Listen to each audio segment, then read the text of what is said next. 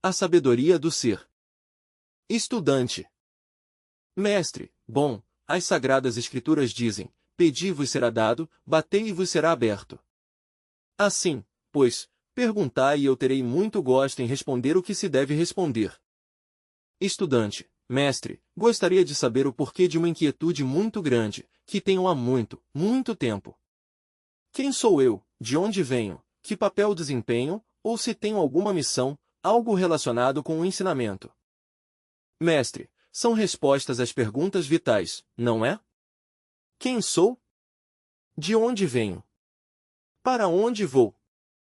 Qual é o objeto da minha existência, etc. Tudo isso é muito importante, claro que sim. Inquestionavelmente, é preciso saber se se sente ou não se sente, digamos, alguma inquietude de tipo espiritual. Obviamente que se não sentisses nenhuma inquietude de tipo espiritual, não estarias aqui, não é? Isso é claro. Ora, por que sentes a inquietude espiritual?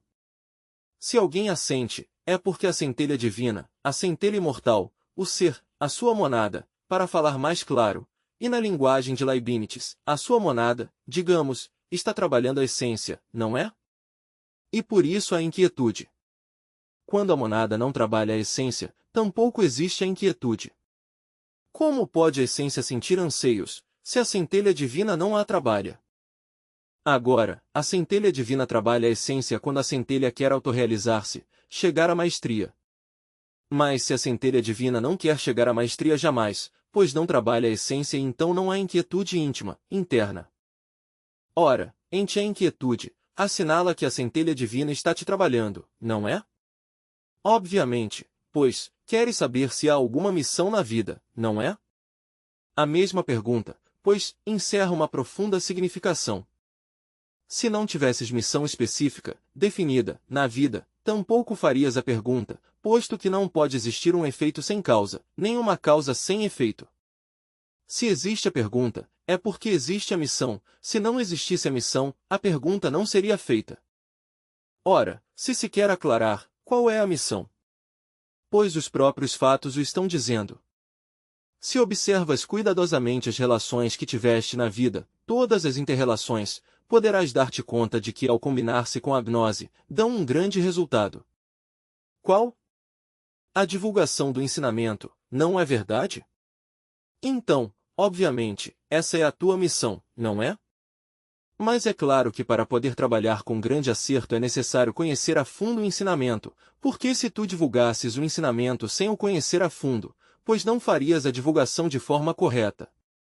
Então se requer que tu estudes a doutrina a fundo, para que a divulgação seja correta. Divulgar o ensinamento é, pois, a tua missão. E se observares bem as características da tua vida, o comprovarás, o evidenciarás por ti mesmo. Conforme vais trabalhando pela humanidade, irás cumprindo também com o terceiro fator da revolução da consciência. É preciso trabalhar com os três fatores: morrer, sim, dissolver o ego, reduzi-lo a cinzas. Nascer, sim, é preciso criar os corpos existenciais superiores do ser, para lograr o nascimento segundo. E sacrifício pela humanidade, é preciso ajudar, levantar a tocha do verbo, bem ao alto, para iluminar o caminho de outros. Deves trabalhar com esse terceiro fator da revolução da consciência, e essa é a tua missão, essa, precisamente essa. Há alguma outra pergunta? Estudante, esta não é uma pergunta. Eu tenho um problema tremendo. Claro que é um defeito, não é? Uma preguiça tremenda para ler, tremenda, tremenda, e isto se originou por um defeito físico, de má vista. Me interessaria, gostaria muito de difundi-la, mas, neste caso, gostaria de pedir, se é possível, um crédito, uma ajuda, para que me seja dada a instrução acima, para poder aprender mais rápido e para poder cumprir melhor a missão. Porque também está o meu do trabalho que é muito, muito grande, trabalho demasiado e não me sobra muito, muito tempo. Que possibilidades haveria de eu poder solicitar que me fosse dada essa instrução rápida, para trabalhar em benefício da humanidade? Mestre, pode-te ser dada, tu podes receber instruções, mas se não passas esses conhecimentos ao corpo físico, ao cérebro físico, de que serve que te deem instruções? Estudante, se não tenho consciência que, não a tenho em nenhum plano? Mestre, obviamente, a primeira coisa que tu tens que fazer, antes de poder receber essa instrução, é despertar. E tu lograrás o despertar eliminando os teus elementos inumanos. É claro, que agora o que necessitas fazer é trabalhar sobre ti mesmo. Só quando lograres eliminar esses elementos inumanos, quando transformares o subconsciente em consciente, poderás verdadeiramente desfrutar da iluminação, trazer ao cérebro físico todos os ensinamentos de ordem superior. De modo que deves trabalhar sobre ti mesmo, não te resta mais remédio. Estudante, vai ser um trabalho bastante longo. Claro, por agora acabei-me trabalhar sobre mim mesmo, aperfeiçoar-me para poder levar a mensagem, se não levaria, mentiroso. Mestre, claro. As coisas são corretas, como devem ser. Melhor dito, as coisas devem saber fazer-se corretamente. Aqueles sujeitos de psique subjetiva que dizem estar iluminados e que acabam dando ensinamentos à humanidade, proferindo conferências, autoconsiderando-se deuses, sem terem eliminado o ego. São verdadeiramente, digamos, farsantes, ou no melhor dos casos, sinceros equivocados. Essa é a crua realidade dos fatos. Nós devemos ir ao concreto, ao claro, ao preciso, sem vaguezas de nenhuma espécie, sem ambiguidades, sem incoerências. Devemos trabalhar com uma lógica de tipo superior, ser exatos em nossos conceitos e em nossas palavras. Estudante, e é exato este ensinamento? Mestre, isso é claro. Assim, pois, tu necessitas realmente, morrer para ser, eliminar os elementos indesejáveis, a fim de poder ficar iluminado. Só assim podes receber esse ensinamento e transmiti-lo a gente. Do contrário, não é possível. Estudante, um atentado? Mestre, o que sim podes, hoje por hoje, é ajudar, a divulgar a doutrina, o corpo de doutrina tal como está escrita nas obras. Aí não se requer que tu engulas toda a doutrina de uma vez, um livro em umas quantas horas, não. Mas vale ir pouco a pouco, não. É? E compreendendo a fundo o que se estuda. Assim, ao dar o ensinamento, o fazes de uma forma mais frutífera, mais consciente, melhor. Em troca, se um lê um livro a 500 km por hora e logo quer repeti-lo para dar o ensinamento, pois vai fazer o trabalho mecanicista, não é? Cada palavra deve ser meditada, submetida a profundas reflexões, compreendida integralmente. Assim, a informação que vamos levando à nossa mente, deve ser feita consciente. Essa é a maneira de elaborar, digamos, o conhecimento superior em nossa mente. Estudante, sim, dia a dia se está vendo que há mais interesse por este tipo de ensinamento nas gentes, mas também se pode apreciar que o tipo de ensinamentos, que estão sendo dados, é entregue por pessoas que não sabem o que estão dizendo, e sim que estão especulando. Há uma tremenda especulação em todo o conhecimento das coisas, ao redor de todos. Sucedem casos como o das relações com os seres interplanetários, por exemplo, não tem dado nunca a versão exata. Há um tempo, na emissora em que eu trabalho, então cheguei em casa e imediatamente peguei o telefone e liguei para a emissora, e disse que evidentemente havia seres interplanetários que estavam interessados na Terra. Porque por isso se chamava sistema planetário, porque é um organismo ou sistema, e que os desequilíbrios que ocorressem no planeta Terra afetavam os outros planetas que faziam parte deste nosso sistema, e que esses seres estavam interessados com as explosões atômicas, com as guerras e com todas estas calamidades que nos estavam afetando e por consequência eles. Então que devíamos abrir os olhos para nos informarmos. Eu me senti na obrigação de ligar quando ouvi uma série de opiniões que não compartilhava. Agora isso sim, não sei se isso seria correto ou não seria correto. Mestre, bom, houve uma atitude, e estava correto. Não há nada a objetar. Estudante, é que me dou conta de que eu quero servir, mas como tenho, apesar daqueles fracassos que me fecharam as portas, tenho ainda muitas outras abertas, e aproveitar essas portas que tenho abertas, quando tiver material. E se o senhor quiser, mestre, e se o senhor me escrever a Bogotá, e me disser, sobre este tema me interessa publicar um artigo, então o senhor me diz a doutrina, e sem desvirtuar a base, a essência, dar-lhe uma apresentação jornalística e fazer um ciclo de publicações, que me foram pedidas inclusive, mas que não as voltei a fazer porque me acabou a gasolina, mestre. Se o senhor quiser coisas, o senhor mais manda e eu faço o possível por dar-lhes difusão. Devem ser coisas, logicamente, chamativas para que a gente as leia. Há muitos casos, há muitas pessoas que por ver uma coisa chamativa já se lhes pode meter para que converse com gente que está na gnose, com pessoas que estão dando conferências, e podem entrar no movimento gnóstico. Parece um pouco como quando vieram os conquistadores com continhas e espelhinhos para os índios, não é? Mas esse é o sistema como se deve chegar a gente. Mestre, bom, em todo caso, nos livros há material didático suficiente para poder elaborar, digamos, certos artigos, que poderiam ser lançados aos quatro ventos, não é? Porque vou te dizer, como estou escrevendo agora, respondendo tanta correspondência, além de todo o movimento gnóstico internacional e nacional aqui no México, realmente, não me sobra muito tempo livre para poder dedicar-me a escrever artigos, mas se existe nas obras, e se queres naturalmente cooperar, há um material didático suficiente para fazer artigos bons. Estudante, antes de eu fazer um artigo, algo que eu leia seu e que me parece que pode, artigo, a mim me daria muito medo, de repente, ir a tergiversar as coisas.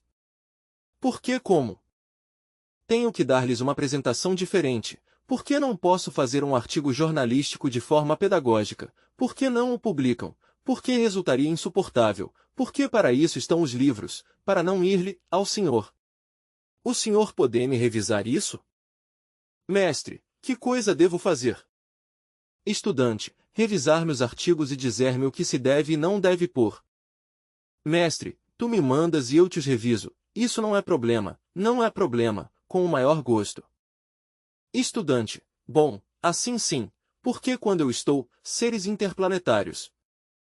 Mestre, bom, inquestionavelmente tem-se vindo a falar muito sobre discos voadores, há já muitos anos. Precisamente, depois da Segunda Guerra Mundial, os diários do mundo inteiro se dedicaram a propagar aos quatro ventos notícias diversas sobre os tais discos voadores, sobre os OVNIs, para falar mais claro. Naquela ocasião eu disse, de forma enfática, que esses discos voadores eram naves cósmicas tripuladas por habitantes de outros mundos, e assim dei a notícia, em meu livro intitulado O Matrimônio Perfeito, primeira edição. Resta-me, pois, a satisfação de ter sido o primeiro a ter dado essa notícia ao mundo. As gentes não o creram, riam de mim e até me consideraram louco. No entanto, aqui, ali, acolá e por todas as partes, existem informações de gentes que lograram pôr-se em contato direto com gentes de outros mundos. Não quero dizer que o 100% das notícias sobre discos voadores seja perfeita. Existe naturalmente, nas gentes, os costumes zombeteiros, sujeitos que riem, pondo a voar determinados balões iluminados, fazendo truques, etc. É óbvio que ao lado da luz, sempre estão as trevas. Sempre, digamos, entre o solene e o ridículo, não há mais do que um passo, no entanto, não é por isso que perde interesse a questão dos discos voadores. Repito, entre o sublime e o ridículo, sim, não há mais do que um passo. Devemos, pois, tratar de eliminar o ridículo e buscar as gentes sérias, nisto das naves cósmicas. Precisamente aqui mesmo, na cidade capital do México, encontrando-nos na Torre Latina, com o mestre G.K. e sua esposa Dona D., nós vimos uma nave cósmica. Então, tomávamos café muito tranquilamente. Dona D. fixou o seu olhar em um ponto do espaço e nos chamou a atenção. Observamos, certamente vimos uma bola metálica, uma esfera maravilhosa, flutuando a pouca altura sobre a cidade capital do México e a curta distância, relativamente, da Torre Latina. Parecia cravada fixamente no espaço, resplandecia com a luz do sol, pois nos encontrávamos em pleno meio-dia. Posteriormente, a nave foi se afastando lentamente, e depois, ascendeu de forma vertical até perder-se entre o céu, entre o infinito. Assim, pois, que fomos testemunhas de um fato objetivo, claro. Se tivéssemos tido nesse momento uma câmara, teríamos podido fotografar a nave, mas não levávamos câmara fotográfica. Outro dia, sucede que Jacobo Zabludowski, pela televisão, se dirigia ao povo do México e até zombava dos discos voadores. Depois que passou, pois, a emissão, então uns jovens que estavam na rua me chamaram a atenção. Saí, para ver de que se tratava.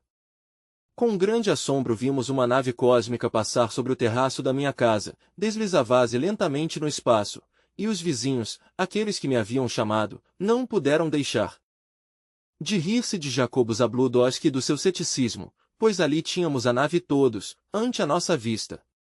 Aquela foi, digamos, deslizando-se, e por último, ascendeu verticalmente até perder-se no infinito.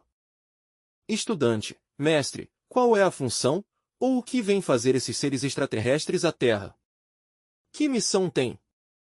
Mestre, bom, eles se propõem a ajudar a humanidade, nesta hora crítica em que vivemos. Isso é tudo. Mas continuando com relatos que a mim constam, vou dizer-te o seguinte: certo dia logrei pôr-me em contato direto com gentes de uma dessas naves cósmicas. A nave aterrissou no Deserto dos Leões, aqui no México. Eu me dirigi, naturalmente, ao lugar do bosque onde a nave aterrissou. Tive a sorte de a ter visto, e ao aproximar-me, com assombro pude evidenciar que estava pousada sobre um tripé maravilhoso. Era uma nave formidável, redonda, extraordinária. Abriu-se uma portinhola e desceu o capitão, seguido de toda a sua tripulação. Não tive nenhum inconveniente em dirigir-me ao capitão da nave. Disse-lhe: eu desejaria que o senhor me levasse ao planeta Marte, a minha monada divina é o regente desse mundo. No entanto, eu não fui levado ali pessoalmente, fisicamente. Aquele capitão guardou silêncio. Depois continuou melhor, a tripulação, toda, se sentou no gramado, sentou-se na grama, digamos, no Bosque dos Leões, ali é chamado o Deserto dos Leões. Deserto, porque há pouca gente, mas tem de tudo menos um deserto, é um bosque. Duas damas estavam entre a tripulação. Continuei eu dizendo ao capitão: sou um escritor, tenho a missão de ajudar a humanidade. Se eu peço que me leve a outros mundos, não é, digamos, por mim, mas pela humanidade, e quero que me leve ao planeta Marte. Disse: a Marte? Isso é logo ali, disse-me o capitão, como se tratasse de uma ida a Xochimilco. Logo ali, para ele foi um pedido, digamos, de muito poucas ambições. Depois, continuando, segui dizendo-lhe: é que como sou escritor, quero trazer desses outros mundos, a sua cultura, a sua civilização, e escrever para ajudar a humanidade. O pedido que faço não é propriamente para mim, mas para a humanidade. Não sou um animal intelectual, sou um homem, e o faço, digamos, com a responsabilidade com que um homem pode fazer a solicitação, não como a faria um animal intelectual, mas como a faz um homem, o que é diferente. Guardou o silêncio. Uma das damas tomou nesse momento a palavra e disse: se colocarmos uma planta que não é aromática junto a uma planta que sim é claro que a que não é aromática se impregnará com o aroma da que sim é aromática, não é verdade? Eu disse: sim, isso é certo, isso é verdade. Disse: bem, nós acabamos de chegar ao planeta Terra, e vemos que... um momento, estou neste momento me esquecendo de algo. Disse-me: o mesmo sucede com os mundos no espaço, mundos que no passado andavam mal, pouco a pouco foram se impregnando com as vibrações dos mundos vizinhos, e então, humanidades que iam extraviadas se transformaram, e hoje marcham em sintonia com as humanidades vizinhas. Vão muito bem. Mas nós acabamos de chegar nestes instantes ao planeta Terra e vemos que aqui não sucede o mesmo. O que é que está passando neste planeta? Foi a pergunta que me fizeram. Dei a minha resposta: é que este planeta é um equívoco dos deuses. Mas logo, refletindo, acabei de arredondar a minha resposta, desta forma: disse-lhes, este é o karma dos mundos. Claro, aquelas duas damas assentiram com uma vênia, o capitão da nave assentiu, todos estiveram de acordo. Aqueles homens e damas, pois, eram extraordinários. Pude dar-me conta de que eram verdadeiros deuses com corpo de homens. Que não são profanos comuns e correntes, nem tampouco humanoides, são deuses, repito, com corpo de homens. E as mesmas damas aquelas, são grandes seres, deuses com corpo feminino, com corpo de verdadeiros seres humanos. São altamente científicos, gentes de conhecimentos muito profundos. Voltei a insistir no meu pedido ao capitão. Disse-lhe, eu quero que me levem já. E até me agarrei ao tripé, sobre o qual estava a nave plantada, disposto a sair. Era muito de manhã, eu estava disposto a ir-me, mas o capitão me deu uma resposta que foi definitiva. Disse-me, no caminho iremos vendo. Eu entendi a resposta e sei a que caminho ele se referia, ao caminho esotérico. Soube muito bem qual era o seu significado, compreendi que se está guardado, nestes momentos, o que chamamos nós a ressurreição. Uma vez conseguida a ressurreição, pela qual tem que passar todo o mestre da Branca Irmandade, coisa que já está para acontecer, então ingressarei a esse grupo. Também soube eu que essa nave é intergaláctica e que eles são viajantes intergalácticos. Como lhes disse, o meu pedido a Marte o consideraram como uma pretensão muito pobre no fundo. Entendi que são homens perfeitos, deuses, repito, com corpos de homem, criaturas imensamente superiores aos humanos, digamos, aos animais intelectuais que povoam a face da Terra, criaturas que estes animais intelectuais não são capazes de compreender. É claro que estes homúnculos racionais julgam mal a semelhante classe de seres, não estão devidamente preparados para os compreender. Aquele capitão dirigiu-se à sua nave, eu fiquei muito satisfeito com a resposta. Subiu com a sua tripulação à esfera aquela, voadora. Retirei-me alguma distância, para não ir a receber prejuízos pela radiação, e a nave se elevou desde o centro daquele bosque para o infinito. Aqueles homens eram acobreados, de estatura mediana de corpos, delgados, providos de uma grande ciência e de capacidades imensamente superiores à dos terráqueos. Não vêm causar nenhum dano às gentes, simplesmente eles estão estudando o planeta Terra e se propõem ajudar a humanidade.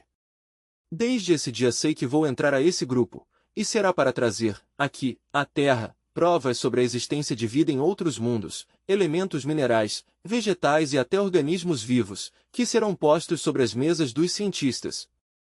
Escreveremos textos que faremos conhecer publicamente, e ademais, entregaremos as provas, sobre aquilo que escreveremos. Então a mentalidade da gente se dirigirá a esses outros mundos do espaço. Dirigir-se-ão porque, claro, por meio de nossas obras e das provas, as gentes lançarão a sua mente para esses outros mundos e atrairão de forma magnética a radiação desses outros mundos e assim, essa radiação impregnará aqui a este planeta. É necessário que a nossa Terra se impregne com a vibração de outros mundos. Atando, pois, cabos, essa é a conclusão, o que eles falaram e o que eu falei, fundem-se para formar um todo único. Assim será como este planeta receberá um grande benefício. Claro, de todas as maneiras os cataclismos serão os cataclismos, mas a vibração ficará na Terra para formar um mundo melhor. Estudante, mestre, vou fazer uma pergunta muito boba, mas, esse tipo de seres tinham uma evolução similar à de Jesus o Cristo, por exemplo? Mestre, são homens de ordem superior. Estudante, ao Cristo? Mestre, homens deuses, digamos. Não podemos fazer comparações desse tipo, acontece que não convém jamais fazer esse tipo de comparações. No entanto, poderíamos dizer, de todas as maneiras, assegurar que eles sim têm o Cristo cósmico encarnado, não é? São seres de tipo superior. Estudante, o Cristo, logicamente, que nós tivemos foi um ser cósmico também. Mestre, o Cristo, propriamente dito, é cósmico, universal, manifestado em todo o homem que esteja devidamente preparado. O Cristo não somente se expressou em Jesus de Nazaré, um dia também se expressou em Quetzalcoatl e se expressou através de Krishna, e através de Gautama, o Buda Sakyamuni, e através de muitos homens superiores, como Hermes Trismegisto ou o Santo Lama. Ele sempre se expressa quando há elementos preparados, quando há homens através dos quais ele pode se expressar. Estudante, é uma essência? Mestre, o Cristo é um princípio cósmico, indubitavelmente, que está mais além da individualidade, da personalidade e do eu.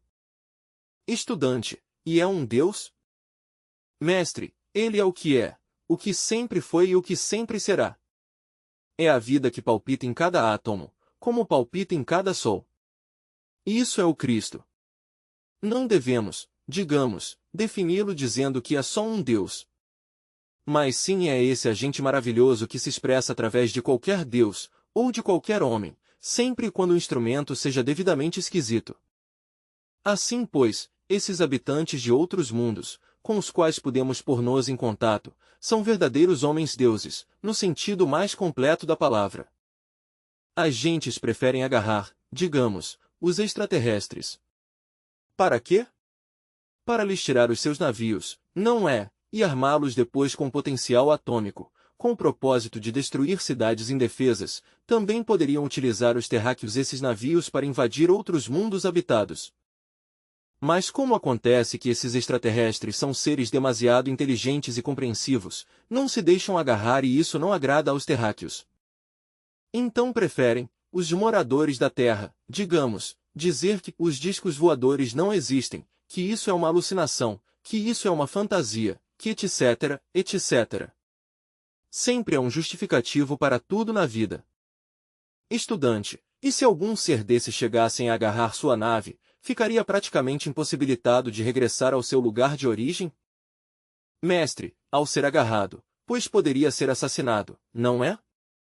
Seria metido em qualquer laboratório com o propósito de saber de que coisa está feito, não é? E a nave seria confiscada e em pouco tempo reproduzida por milhões no planeta Terra. Então ninguém teria segurança nem da sua vida nem de nada. Estudante, os terráqueos estão em capacidade de reproduzir uma nave dessas? Mestre, poderiam, descoberta a fórmula, fazê-las. Então teríamos a tragédia, não é? Viria a invasão, os terráqueos invadindo outros mundos. Seria o desastre.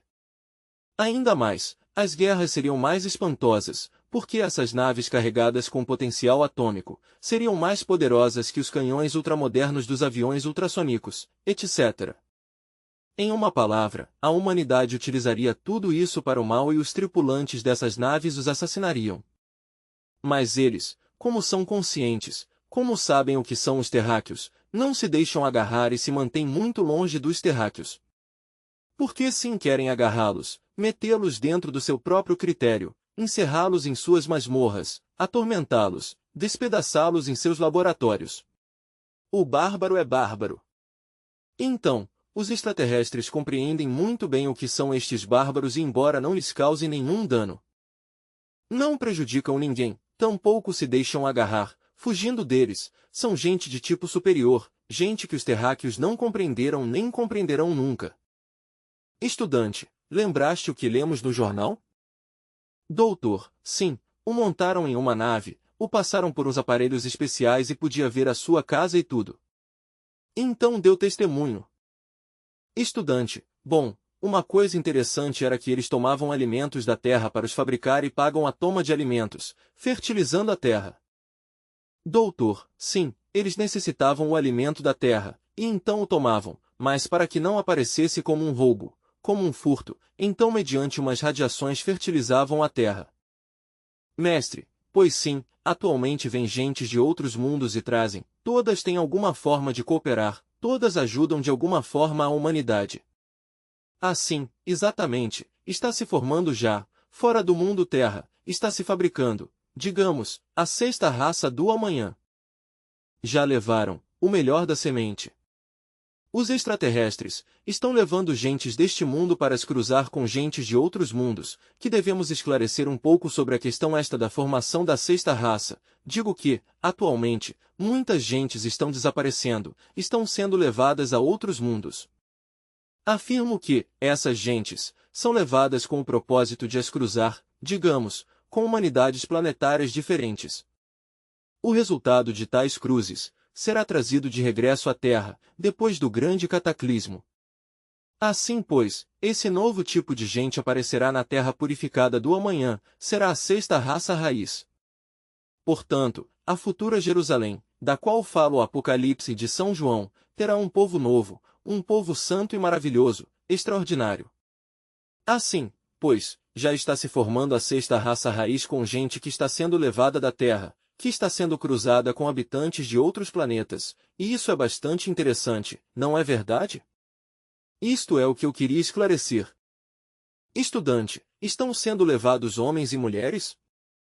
Mestre, sim, tripulações de barcos desapareceram, aviões desapareceram, gente que da noite para o dia, não se sabe mais deles, e que foram levados a outros mundos com o propósito de os cruzar com gente desses planetas. Estudante, mas é gente muito especial a que levam? Mestre, bom, gente mais ou menos sã, por que se trata, pois, de tirar o melhor, a semente, para cruzar com outras raças, com gente de outros mundos, para trazer mais tarde, sobre a face da Terra, um tipo de humanidade melhor. Estudante, esse novo tipo de humanidade, essa sexta raça, vai aparecer dentro de milhões de anos, ou quê? Mestre, demora uns quantos séculos. Poderia dizer que não mais de 1 milhão de anos. Mas aparecerá, um dia, sobre a face da Terra, em uma Terra transformada. Estudante, a raça que aparecerá são descendentes desses que levam, porque esses já desaparecerão, não é certo? Item mestre. Claro que sim. Aparecerão os descendentes. Por isso falo claramente, o resultado dos cruzes, o resultado de tais cruzes será a humanidade do futuro, a humanidade da sexta raça raiz, item estudante. Tivemos 5, então? Item mestre. Sim, tivemos 5, os Lêmures, os Atlantes. Muito antes dos Lêmures, estão os Hiperbóreos, e antes dos Hiperbóreos está a gente da raça polar. Primeiro foi a raça polar ou protoplasmática, segundo, os Hiperbóreos, terceiro, os Lemúricos, quarto, os Atlantes, quinto são os Ários, os que povoam atualmente a face da Terra. A sexta raça será a do futuro, que aparecerá depois do grande cataclismo, item estudante. Mestre, a que se deve que na Terra haja diferentes raças, ou seja, brancos, ou seja, negros e amarelos. Visto que do cruzamento não é possível que entre brancos saia algum dia um negro, ou entre negros saiam brancos, a que se devem então as diferentes raças? Item mestre. Pois, as diferentes raças são necessárias. Eu creio que essas diferentes cores, pois, se devem também às diferentes latitudes e longitudes onde viveram sobre a Terra, não? Na África predomina por isso a raça negra, na Europa, por exemplo, a raça branca, item estudante. Mas não se deve a que os negros vieram de um determinado planeta e os brancos de outro e os amarelos de outro? Item mestre. Não, absolutamente. Esses distintos cores da raça se devem às distintas latitudes, aos diversos meridianos e longitudes, etc. É questão de épocas, questão de latitudes, etc. Isso é bastante interessante, verdade? Vale a pena estudá-lo. Aí lhes iremos escrevendo distintos livros sobre o particular. Em todo caso, estes estudos são longos e profundos. Atualmente estou escrevendo A Doutrina Secreta de Anarrak, será a mensagem de Natal para o ano 1974-75. Item estudante. Quem é Anarrak, ou quem era Anarrak? Item mestre. A doutrina secreta das antigas tribos de Anarrak é bastante extensa, não? E temos que pôr sobre o tapete de atualidade toda a mensagem do Sr. Quetzalcoatl. Item estudante. Mexicano? Item mestre. Sim, o Cristo mexicano, que é Quetzalcoatl. Temos que pôr, sobre o tapete das atualidades mundiais, a mensagem do Sr. Quetzalcoatl, toda a cosmologia dos Nahuas. Item estudante. Em que época viveu ele? Item mestre. Muitos milhares de anos antes de que a América fosse descoberta. Assim, pois, há que divulgar a doutrina secreta de Anarrak, fazer conhecer a fundo os mistérios esotéricos que floresceram no México Antigo. Aqui há uma grande sabedoria que será difundida em toda a redondeza da terra. Nós faremos conhecer essa grande sabedoria, para o bem de todo o povo. Item estudante. O calendário azteca encerra muito mais sabedoria da que lhe atribuíram? Item mestre. Até agora não pôde ser compreendido integralmente, começando porque tal calendário foi fundamentado no sistema trigesimal. Ele não está baseado nem sequer no sistema duodecimal, senão no trigesimal, no número 13. Item estudante. Isso é cabala, já? Item mestre. Pois, cabala e alta ciência. Item estudante. Mestre, é o senhor vegetariano. Item mestre. A conclusão de que não serve, por isso não sou vegetariano. Considero que as proteínas animais não podem ser substituídas jamais pelas proteínas vegetais. Poderíamos consumir alimentos como o abacate, que diz Yogananda que substitui a carne, e nos convenceríamos de que realmente não a substitui. Não quero dizer-lhes com isto que sejamos carnívoros em 100%, porque isso seria absurdo. Necessitamos uma dieta diversificada, necessitamos, pelo menos, uns 25% de carne entre os alimentos. Assim viveremos bem. Mas se seguimos com o sistema vegetariano, fracassaremos inevitavelmente. Essa é minha resposta. Item estudante. Mestre, os jejuns de 30 a 40 dias são aconselháveis, são bons para a saúde ou não? Item mestre. Jejum de 40 dias somente para mestres como Jesus de Nazaré. Mas qualquer filho de vizinho que vá possa fazer um jejum desses, pois pode falecer, e seria muito lamentável ter que cantar o Requiescat in Pace aos nossos pobres irmãos gnósticos, antes de tempo. Portanto, não é aconselhável. No entanto, há épocas em que se podem realizar certos jejuns, mas o máximo seriam 9 dias, à condição de ter uma saúde correta, depois de prévio exame médico. Isso é tudo, item estudante. Se poderia jejuar um tempo apropriado, o jejum corretamente com um método adequado? Item mestre. Assim é, mas isso é um luxo que muito poucos podem se dar. Item estudante. Mas, se é uma medida de desintoxicação do corpo? Item mestre. Sim, isso é certo, item estudante. Eu quero agregar uma coisa, não? Item mestre. Ora vejamos. Agora, que fale aqui o Dr. Juarez junto ao gravador, item doutor bom, vou dizer alguns princípios que já foram demonstrados, que as proteínas vegetais não contêm nem triptofano, nem contêm alanina, substâncias que a natureza as criou antes que o homem tivesse uso de razão. Agora, as crianças, até certa idade, por exemplo no desenvolvimento, necessitam indiscutivelmente disto. Os adultos podem combinar um regime vegetariano, quando sejam artríticos. Podem combiná-lo como o fazia um mestre há muitos anos. E que era vegetariano toda semana. E vivia num oásis, não? Então, chegava a um povoado em que se tomava um caldo de osso. Sim, como não tinha dinheiro, era pobre, era vegetariano toda semana e tomava seu caldo de osso no sábado ou no domingo que descia à cidade.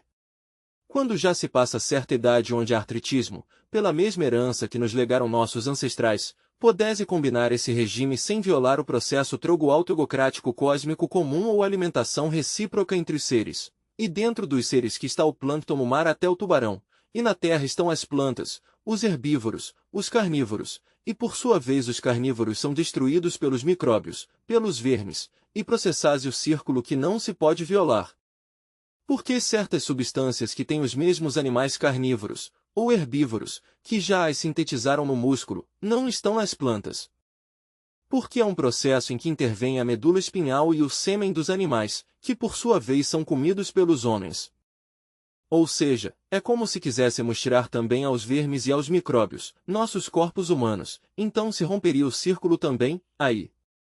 Não há nenhum homem que não tenha passado, precisamente, até os grandes mestres engoliram terra, que se chama. Item estudante. Mestre, há uma pergunta que está flutuando no ambiente, com relação a uma frase de Nosso Senhor Jesus Cristo, que dizia que era mais fácil que passasse um camelo pelo buraco de uma agulha, que um rico se salvasse. Quer o Senhor nos explicar de que forma isto é simbólico e em que se contrapõe a riqueza material com a revolução espiritual? Item mestre. Pois, há que saber entender as palavras do Cristo, não? Indubitavelmente, não somente se refere Jesus de Nazaré aos bens materiais, senão à questão do intelecto. Muitas gentes têm rico o intelecto e jamais lhes atraem os assuntos espirituais. Por isso, mais fácil passa um camelo pelo buraco de uma agulha, que um rico entrar no reino dos céus. Há outros que têm uma mentalidade muito singela, que são simples, e com facilidade entram no caminho. Assim, pois, as palavras do mestre não se referem exclusivamente aos bens terrenos, senão à questão intelectual.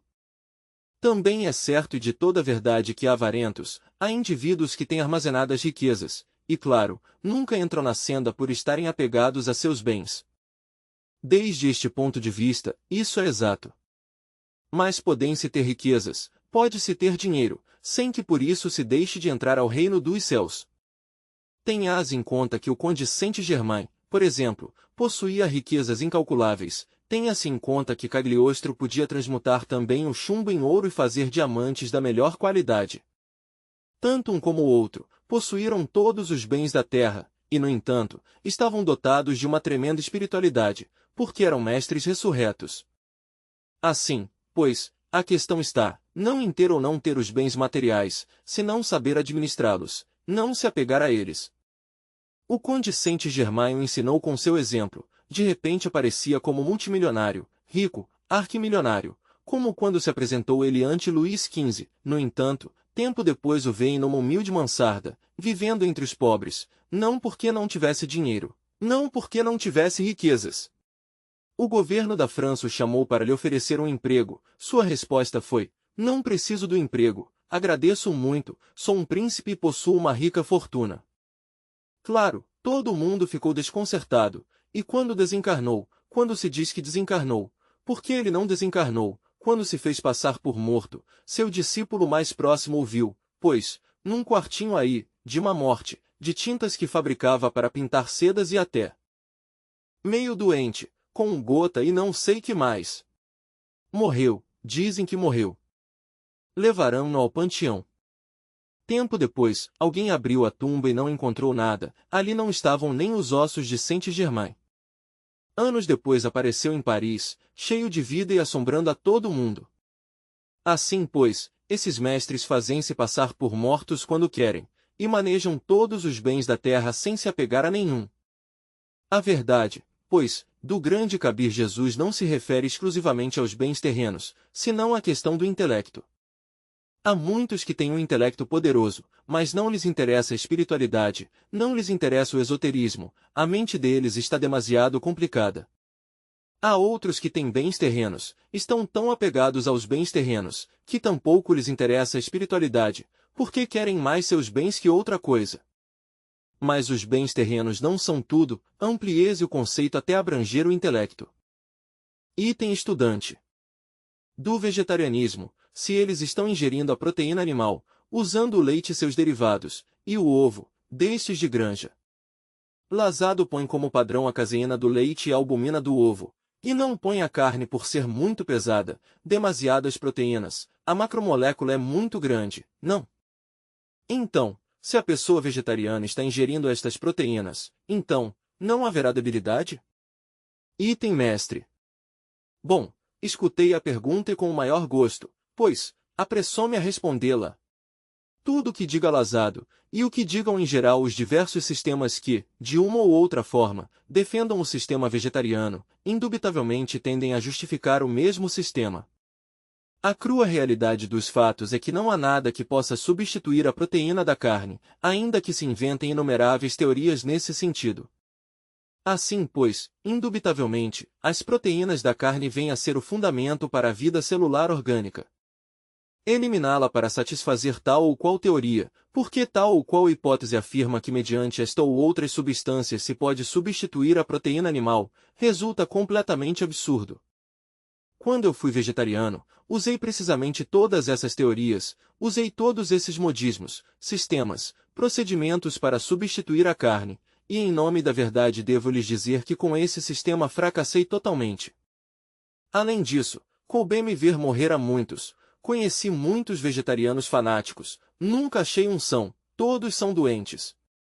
Agora, deixo a palavra aqui, ao Dr. Jacinto Juarez, que é um grande médico, para que em nome da verdade, ele dê seu conceito desde o ponto de vista clínico. Item Dr. Bom, centrando-me na pergunta que ela fez, posso afirmar que o ferro, ou o hierro, contido na mesma hemoglobina, nessa macromolécula, tem uma vibração eletrônica superior à que tem o ferro das sementes, o ferro das folhas e o ferro dos vegetais, no mesmo processo onde estão implicadas as pirâmides alimentícias, o ferro que está nos minerais e que é absorvido pelos vegetais, e que por sua vez passa aos herbívoros, e os herbívoros por sua vez seguem os carnívoros. O ferro que está nas camadas da Terra tem menos eletricidade, dado que, inclusive, o eletrocardiograma, o eletroencefalograma, se devem, precisamente, à radiação do ferro que está em ressonância com o ferro que forma o centro da Terra. Porque a Terra tem em seu centro ferro, depois tem níquel, depois tem alumínio, e logo zinco, e acima estão as cristalizações na crosta terrestre de todo tipo, minerais, vegetais, animais e humanas. Então, o ferro que contém o músculo da carne, tem eletronicamente, inclusive o ferro que contém a sangue dos humanos, dos bípedes tricerebrados, tem uma carga diferente. Inclusive, o de um bípede tricerebrado que faça maituna, que comece a fazê-lo, e um bípede tricerebrado que não faça maituna, a eletricidade é diferente. E isso estou demonstrando por isso também os vegetarianos têm uma eletricidade, completamente, que eletronicamente não serve, não? Uma eletricidade como estão descarregados desse ferro que leva a mesma hemoglobina. Agora, há diferentes tipos de carne. Por exemplo, das mais tóxicas consideraremos a dos herbívoros, não? A da reis, que é herbívora, comparada com a do pescado, não tem comparação. A do pescado é a melhor carne que há, quando está fresca e quando está selecionada. É a melhor mina de hemoglobina posto que estão no depósito de hidrogênio, que é o oceano, então a carne do pescado é superior à das aves, inclusive a da reis. Mas cada uma tem sua hierarquia, não é, de densidade, posto que um está debaixo da água, outro está na terra e outro está no ar. Todas são necessárias, item estudante. Mas há pouco também o senhor disse, que era necessária para certas pessoas artríticas, que nesse caso sim, item doutor bom, mas isso são já casos particulares em que deve ser dada uma dieta especial, em que podem ter pescados, carnes brancas, e não vermelhas senão em certos momentos, não? Mas na realidade, o que necessita o homem é toda a hierarquia de ferros na alimentação, ferro de ar, de terra, de mar, inclusive ferros também minerais. O homem necessita todas as radiações do universo, não só o físico, senão também a radiação, por exemplo, do Sol, os raios do Sol, os banhos de terra, os banhos de água, tudo necessita o homem e dentro do processo, até que chega ao limite em que se tem que decidir pelos dois caminhos, não é? Por que de que serve que se seja ou não se seja vegetariano, se é um fornicário? Agora, há mestres que podem se dar ao luxo de serem vegetarianos quando o seu ser acredita conveniente, como fazia o mestre que eu disse no princípio, não é? Era vegetariano na semana e tomava seu caldo de osso no mercado mesmo.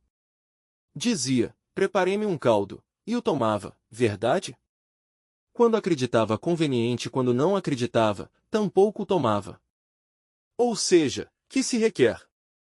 Item estudante. Em relação à prática do grande arcano, eu escutei duas teorias. A uma, que quando se pratica o grande arcano com paixão, obtém-se uma melhor transmutação.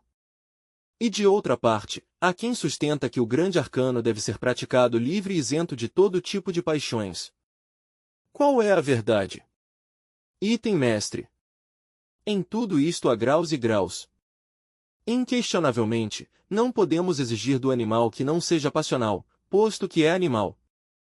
O que sim acontece é que os estados animáicos, os impulsos inferiores, devem ser eliminados. Mas isto se vai realizando em uma forma progressiva, didática.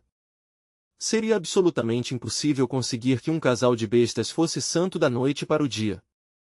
Há que começar primeiro pelo animal e depois virá o espiritual. E assim está dito também até pelo apóstolo Paulo de Tarso. Começase, pois, a trabalhar numa escala muito inferior de animalidade, mas conforme se vai avançando na rochosa senda, pois, os estados animalescos inferiores vão se eliminando e a criatura vai se depurando, até que por fim se sublima completamente. Vem-me à memória, neste caso, algo muito interessante.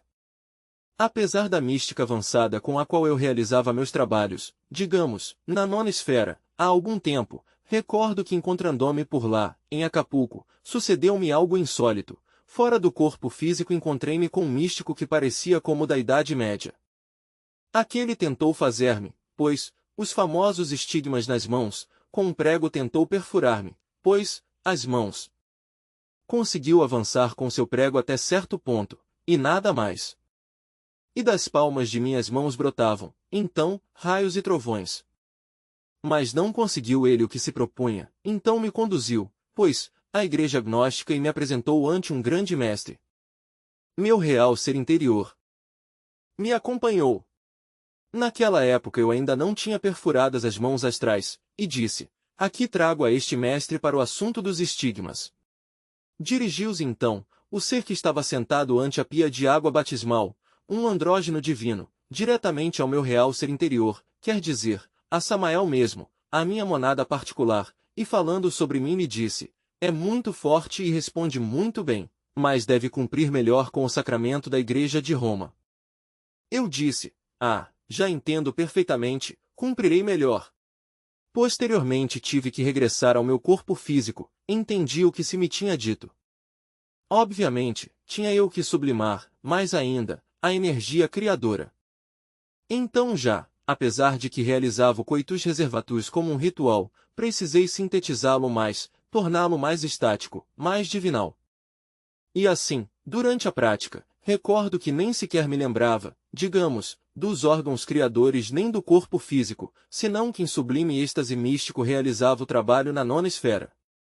Aquilo deu por resultado que se refinou esse tipo de energia do sexo, e foi tal tipo de energia o que veio a formar-me os estigmas nas mãos e nos pés.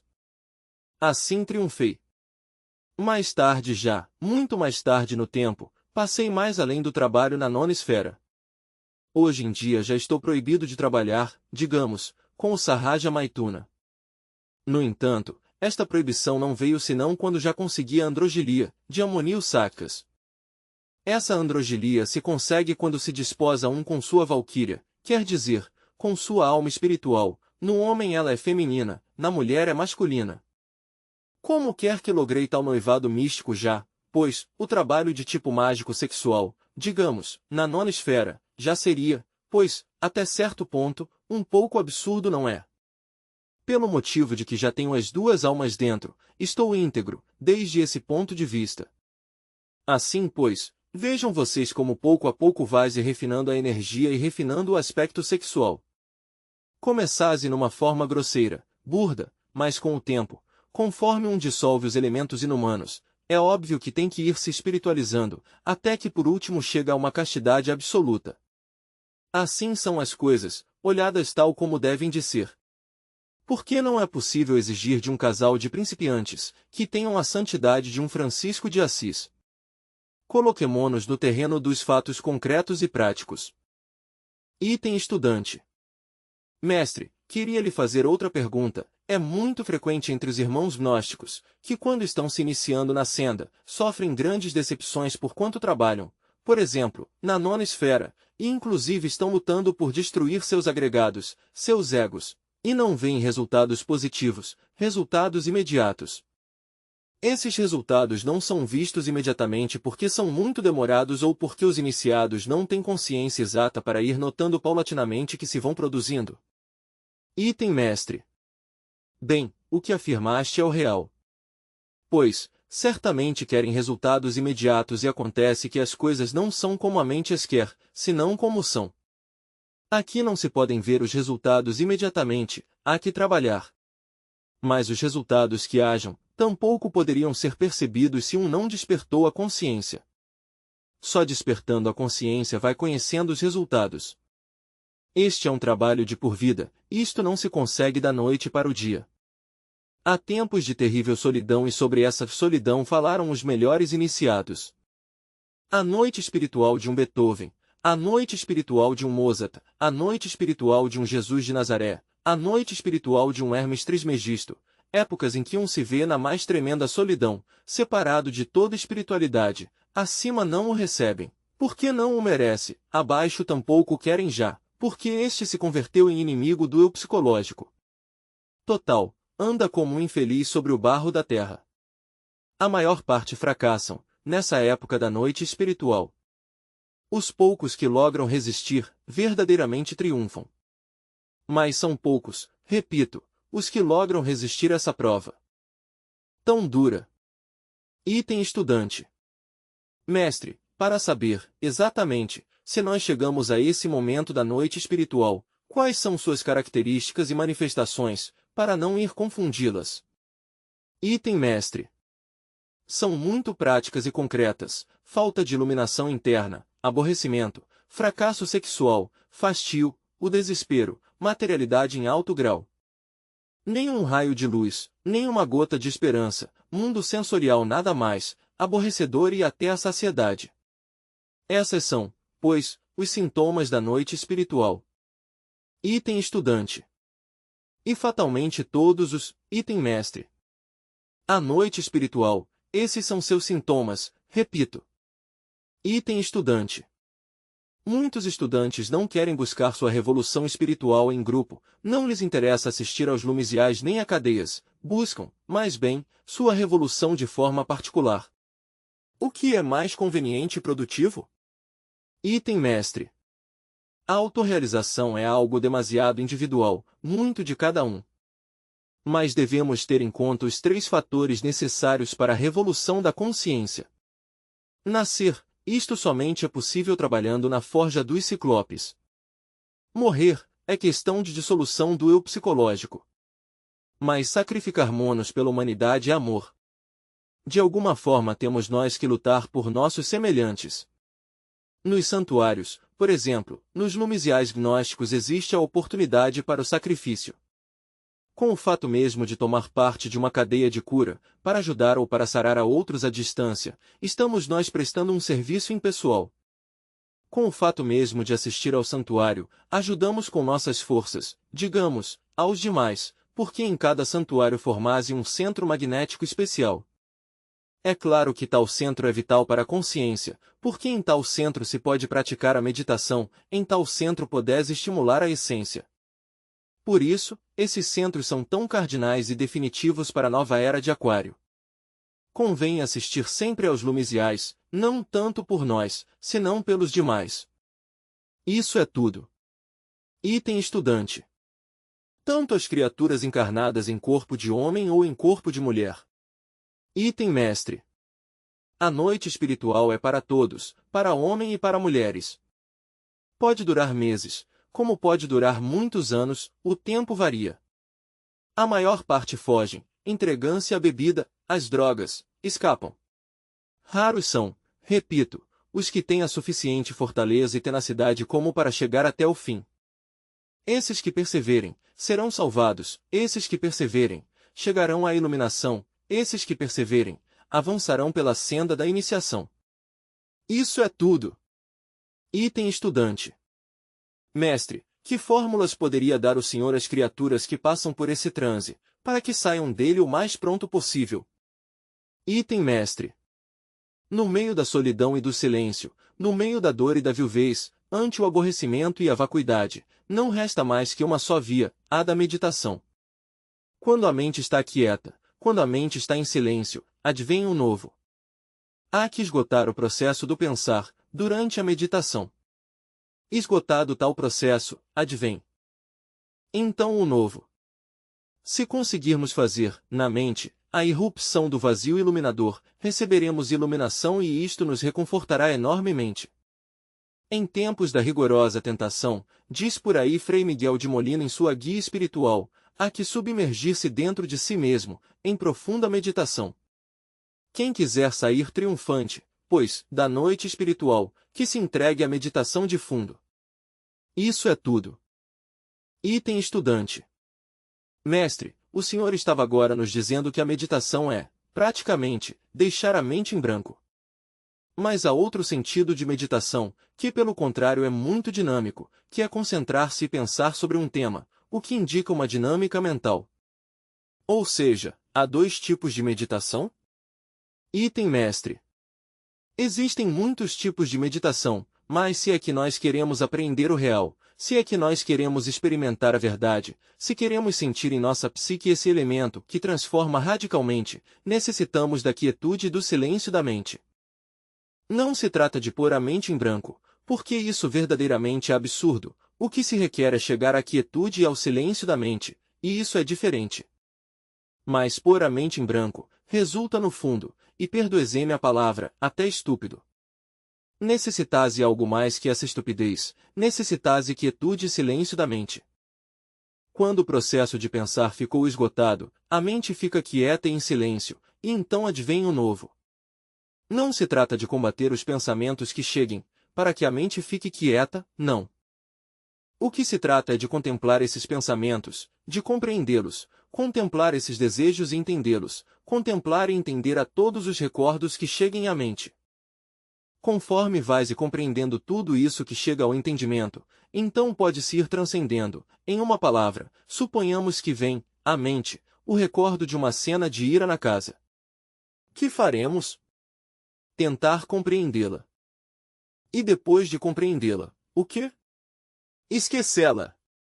Logo surge outro recordo, a conversação com o compadre ou com a comadre, ou com o vizinho. Que fazer? Rejeitar? Absurdo! Então, o quê? Meditar e compreender. Compreendido, esqueçal. Que surge o recordo de uma partida de futebol. Que fazer? Rejeitá-la? Não. Que fazer? Repito, compreender a futilidade daquilo, a vaidade daquilo. Uma vez compreendido a fundo, esqueçal. E assim, todo esse desfile de pensamentos, de desejos, de sentimentos, de recordos, etc., tem um princípio e tem um fim. Quando essa fita de recordos, desejos, pensamentos, emoções, etc., terminou, a mente fica quieta e em silêncio, então advém o novo. E se não advém, diríamos, se apesar de crer que já estamos em quietude e em silêncio, nada sucede, o que passa? Simplesmente não chegamos à quietude absoluta em todos os níveis da mente. Então não nos resta mais remédio que descer até níveis mais profundos. Quero dizer com isto, que chegada à quietude no nível meramente intelectual, devemos passar. Então a quietude no segundo nível, increpar a mente, perguntar-lhe por que não quer ficar quieta, por que não quer o silêncio. A mente responderá com absurdos pensamentos, com qualquer imagem. Nós devemos tentar fazer-lhe compreender a mente as futilidades que sente, ou sua vaidade. E conseguido isso, passamos a um terceiro nível. Compreender, pois, fazer-lhe compreender, a esse terceiro nível, a necessidade de estar quieta. E assim sucessivamente, de nível em nível, até chegar ao 49. Se conseguirmos que cada um dos 49 níveis obedeça, então ficará a mente quieta e em silêncio. O resultado será que a essência se desengarrafará do intelecto para experimentar isso que transforma radicalmente, o novo, o real. Dessa forma, pois, iremos, pouco a pouco, saindo vitoriosos da noite espiritual. Não se trata, pois, de pôr a mente em branco, repito, porque isso é completamente absurdo, se não lograr a quietude e o silêncio da mente, que é diferente. E se apesar de todas essas práticas a mente não querer ficar quieta e em silêncio, haveremos de recriminá-la, de ralhá-la e fazer-lhe ver seu erro, até de castigá-la, e a ela não restará, no fim das contas, mais remédio que obedecer, e ficará quieta e em silêncio. E entraremos em êxtase, em samadhi, a essência se liberará do intelecto para experimentar o real. Assim, verdadeiramente assim, é como logramos nós sair da noite espiritual. Item estudante. Existem algumas plantas estimulantes, como a maconha, que serve para alcançar o desdobramento, por exemplo, de forma mais rápida. Item mestre. Os elementos das drogas resultam prejudiciais. Tenhas em conta que a maconha e muitas outras drogas são subjetivas 100%. É certo que mediante os cogumelos alucinantes, mediante o cânhamo indiano, mediante o LSD, ou o ácido. Há um ácido por ali. Como se chama? Item estudante. Ácido lisérgico, item mestre. Ácido lisérgico, etc., consiguese, digamos, desdobramento, sim, mas são de tipo subjetivo e inumano, processam-se nas infradimensões da natureza e do cosmos, não conduzem à autêntica iluminação objetiva transcendental. São, pois, Um fracasso, item estudante. O senhor falou alguma vez do peiote, e também o mestre Wiracocha, precisamente como ajuda nestes casos de desdobramento, item mestre. O peiote é muito diferente. Ele coopera, sim, com a meditação, não forma hábito de nenhuma espécie. É muito exigente, há que ter castidade, de modo algum ajudaria o peiote, por exemplo, aos luxuriosos. Ele tem suas regras. O mestre Wiracocha fala sobre o peiote. Conta como o mestre Rasmussen, dentro do templo de Chapultepec, o utilizou para provocar um desdobramento. É a única planta recomendável, mas isso é para os homens castos, e à condição de não abusar dele. Um estudante que quis usá-lo pela terceira vez, depois de ter recebido várias instruções, foi chamado à ordem pelos senhores do karma, proibiu-os ele continuar com ele, digamos, abusar dele, para ser mais claro. Assim, pois, o peiote é útil, mas há que saber usá-lo, não abusar dele jamais. No que concerne às demais drogas, não direi nada. O peiote não o podemos considerar droga, é uma planta inofensiva que não forma hábito de nenhuma espécie. E que somente coopera com a meditação, quando se sabe meditar. Alguém poderia consumir 1 quilo de peiote e não ter nenhum resultado, outro poderia mascar um pedaço, uns quantos gramas, e obter um resultado extraordinário. O todo está em que se saiba meditar. Ele coopera com o que sabe meditar e com o que é casto de verdade. Mas como isso não se consegue por lá, em outros países, naturalmente não poderíamos de modo algum recomendá-lo, porque, como, se nos países da América do Sul não se consegue e nos da América Central tampouco. Aqui no México se consegue, mas com dificuldade. Item estudante. E o iagué, mestre? Item mestre. Pois, o iagué é demasiado drástico. Para as gentes que vivem no Putumayo e no Amazonas, por lá na Colômbia, é muito difícil de lograr. Quem queira, verdadeiramente, conseguir o iagué, tem que internar-se nas selvas mais profundas, porque o iagué que está nas cidades, não é iagué. Outra classe de plantas, mas não conduzem.